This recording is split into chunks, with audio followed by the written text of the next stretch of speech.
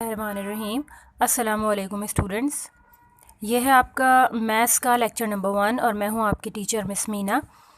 आज हम unit 3 start कर रहे हैं। यूनिट 3 है addition and subtraction of fractions.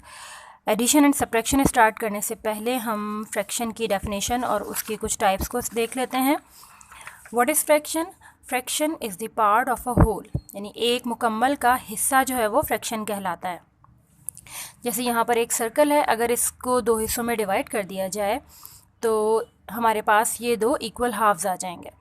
अब इस हाफ को मैथमेटिकली कैसे एक्सप्रेस किया जा सकता है? उर्दू में तो हम कह देते हैं इसे आधा, लेकिन मैथमेटिकली क्या लिखा जाएगा इसे? क्योंकि ये हम एक हिस्सा है, दो में से एक हिस्से को हमें फ्रैक्शन शो करनी है तो हम 1 लिखेंगे ऊपर, और टोटल डिवाइडेड पार्ट्स कितने हैं, यानी इस सर्कल को टोटल कितने हिस्सों में डिवाइड किया गया है? 2 हिस्सों में, तो टोटल डिवाइडेड पार्ट्स हम नीचे लिख देंगे। तो हमारे पास ये फ्रैक्शन आ जाएगी 1/2, जो कि इस पार्ट को शो कर रही है, इस हाफ को शो कर रही है 1/2। इसमें 1 ऊपर लिखा है हमने, ये कहलाता है न्यूमरेटर, और 2 नीचे लिखा है, ये कहलाता है डिनोमिनेटर। इसी तरह से अगर सर्कल को 4 हिस्सों में डिवाइड किया गया है और हमें इन 3 हिस्सों की फ्रैक्शन शो करनी है, यानी इन 3 पार्ट्स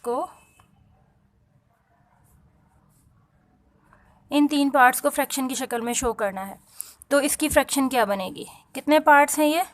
3। शेडेड पार्ट्स कितने हैं? 3, और टोटल पार्ट्स कितने हैं? 4। तो इसकी फ्रैक्शन होगी 3/4। इसमें 3 न्यूमरेटर है, 4 डिनोमिनेटर है।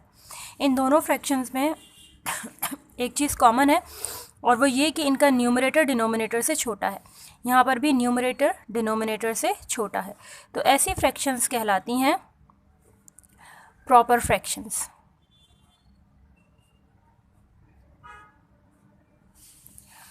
और अगर न्यूमरेटर बड़ा हो और डिनोमिनेटर छोटा हो, यहाँ न्यूमरेटर बड़ा है, ऊपर वाली वैल्यू, नीचे वाली वैल्यू छोटी है, तो ऐसी फ्रैक्शन कहलाती है इम्प्रॉपर फ्रैक्शन। जैसे 7/5, 3/2, 9/7, 5/3, ये सारी की सारी फ्रैक्शंस कैसी हैं? इम्प्रॉपर फ्रैक्शंस, क्योंकि इन सब में न्यूमरेटर की वैल्यू डिनोमिनेटर से बड़ी है।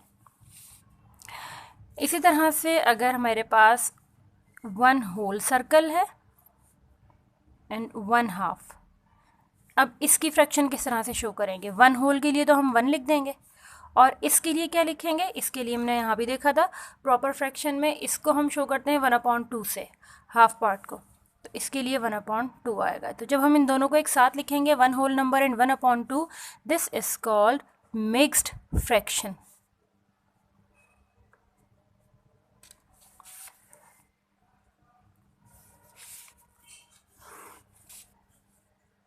Then equivalent fraction.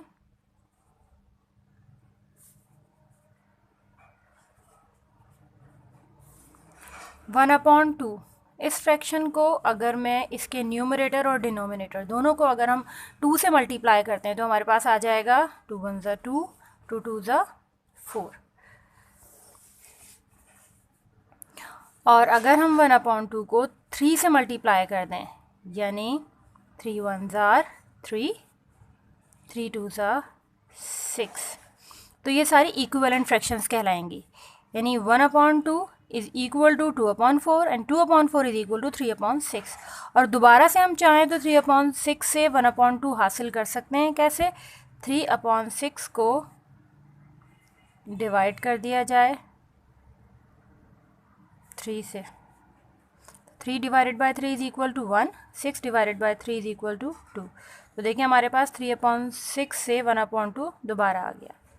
तो हम कह सकते हैं 1/2 is equivalent 2/4, 2/4 is equivalent to 3/6।